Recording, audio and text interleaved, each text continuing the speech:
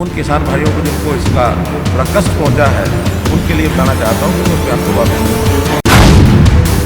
मुझे लगता है कि माँ मनसा देवी शक्तिपीठ को पूरी शक्ति देगी।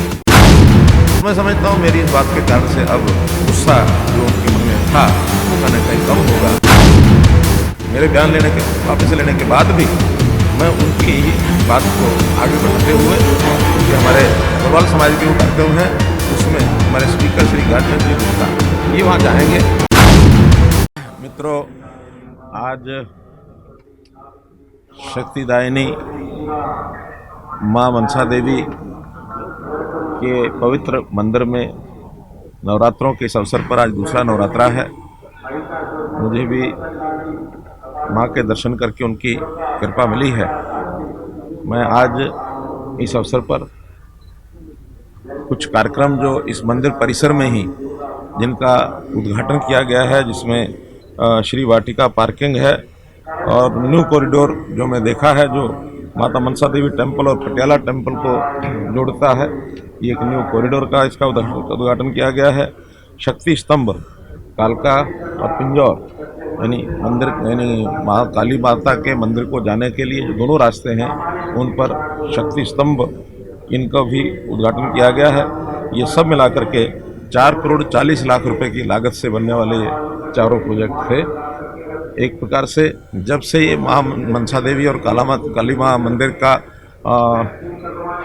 सरकार ने अधिग्रहण किया है, टेक ओवर किया है, तब से मैं देख रहा हूँ कि 1991 से लेकर के आज 2021 30 साल की इस यात्रा में मंदिर के परिसर में लगातार हम लोग आगे बढ़ रहे हैं। कल ही श्राइन बोर्ड की हमारी मीटिंग थी और उस मीटिंग में भी बहुत से नए प्रोजेक्ट्स इसको मंजूरी दी गई है कि इस मंदिर की एक प्रकार से किस प्रकार से ख्याति बढ़े, कैसे यहाँ विकास के काम पूरे हों, सामाजिक सेवा के कामों के प्रति भी यहाँ पर बहुत से प्रावधान ये किए गए हैं।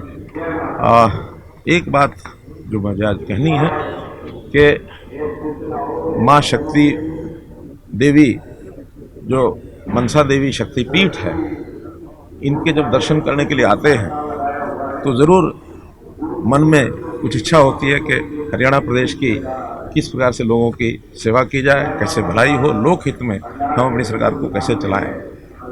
माँ ने आज मुझे कहा कि हर एक को शक्ति प्रदान करती हूँ, मैं आपको भी शक्ति प्रदान करती हूँ, समाज को भी करती हूँ। तो मुझे आभास हुआ कि पिछले दिनों में एक मेरे से बयान दिया गया और वो बयान वास्तव में आत्मरक्षा के नाते से वो दिया गया था, जिसमें उसको बहुत प्रचारित किया जा रहा है कि मुख्यमंत्री ने लठ उठाने की बात कही है। वो किसी के प्रति दुर्भावना के कारण से नहीं कही गई है, आत्मरक्षा के कारण से कही गई है। फिर भी हमारे कुछ किसान नेता, कुछ आंदोलनकारी लोग, उनको वो रास नहीं आया है और उन्होंने जगह जगह उसका विरोध करना शुरू किया है। अब माँ मनसा देवी जो शक्तिदायिनी शक्तिपीठ है, उन्होंने जो विश्वास दिलाया है कि वो सबकी रक्षा करेगी, तो मैं सबसे पहले तो उन किसान भाइयों को जिनको इसका थोड़ा कष्ट पहुंचा है उनके लिए बताना चाहता हूं कि मैं उस बयान को वापस लेता हूं, क्योंकि मैं नहीं चाहता कि हरियाणा में किसी प्रकार की कोई लॉ एंड ऑर्डर की स्थिति बिगड़े, शांति भंग हो। आखिर तो शांतिपूर्वक तरीके से आंदोलन करना सबका अपना अधिकार है, वो करें, लेकिन इतना ही है, एक सीमा से आगे किसी को नहीं बढ़ना चाहिए, किसी को चोट नहीं पहुंचानी चाहिए, किसी की गाड़ी नहीं तोड़नी चाहिए। अगर ये सब होता है तो एक तरफा बातें चलना भी ठीक नहीं है। इसलिए जहां मैं अपने उस बयान को वापस लेता हूं, मैं माँ शक्तिदायिनी मनसा देवी शक्तिपीठ को आराधना करता हूं कि सबको सद्बुद्धि दे और हरियाणा में एक शांतिपूर्ण माहौल बने, क्योंकि हम लोग हमेशा सरकार के नाते किसानों के हित में लगातार सोचते रहते हैं। इस बार वर्षा ज़्यादा हुई, उस वर्षा के कारण से फसल का खराबा हुआ, हमने स्पेशल गिरदावरी के ऑर्डर दिए और जैसे ही गिरदावरी की रिपोर्ट तैयार होती है, हम उन सब किसानों को जिनको बीमा कंपनियां कंपनसेशन नहीं देंगी उनको हरियाणा सरकार कंपनसेशन देगी। अभी जैसे प्रोक्योरमेंट का भी सीज़न है, इसमें भी वर्षा के कारण से कुछ कठिनाइयाँ आई हैं, उनको भी हम लगातार हल कर रहे हैं। हम लोग गरीब परिवार, चाहे वो किसान हो, मजदूर हो, दुकानदार हो, कोई भी हो, ऐसे गरीब परिवारों के लिए जो मुख्यमंत्री अंत्योदय परिवार उत्थान योजना, इसका जो एक अभियान चालू किया है, छोटे किसानों को इसका बहुत बड़ा लाभ होने वाला है। इतने सारे हमारे पास कार्यक्रम जो हम लागू कर रहे हैं, हमें तो उनको लागू करने के लिए, उनको आगे बढ़ाने के लिए ही फुर्सत नहीं है, समय नहीं है। तो हम इन बातों को लेकर के किसी प्रकार की कोई समाज में टकरार नहीं बढ़ाना चाहते, तो इस नाते से मैंने ये सारी बात कही है। और हाँ, कैथल में कार्यक्रम मैंने दिया है जिसका वहाँ के किसानों ने कहा कि मुख्यमंत्री का विरोध करेंगे।